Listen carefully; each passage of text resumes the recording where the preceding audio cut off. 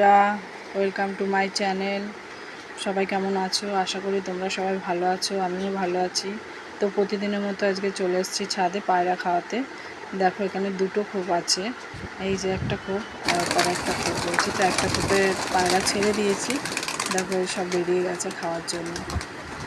বিকেল বিকেল ওদেরকে ছেড়ে দিয়ে বসতে, তো এই যে এর থেকে খাচ্ছে ওরা, আর আমি বসে বসে দেখছিলাম। তো ভাবলাম চলো তোমাদের সবজি দেখানো যায় কিছু, আর কিছু বড় বড় হয়ে গেছে সবজিগুলো তো তুলে নিই। এই উচ্ছেগুলো কটা তুলে নিয়েছি, এগুলো অনেক বড় বড় হয়ে গেছে।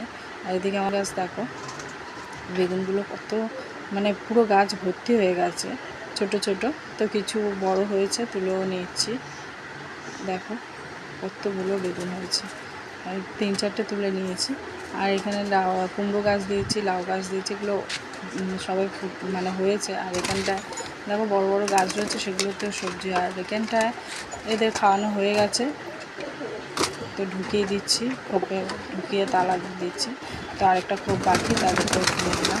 দেখো সব হচ্ছে ঝাঁক ধরে, মানে এত খিদে পেয়ে গেছে সব, মানে খুললে দিলেই ওদের তাড়াতাড়ি করে মানে উড়ে টুড়ে বেরোবে খাওয়ার জন্য। তো এখানে ওদের খেতে দিয়ে দিয়েছি।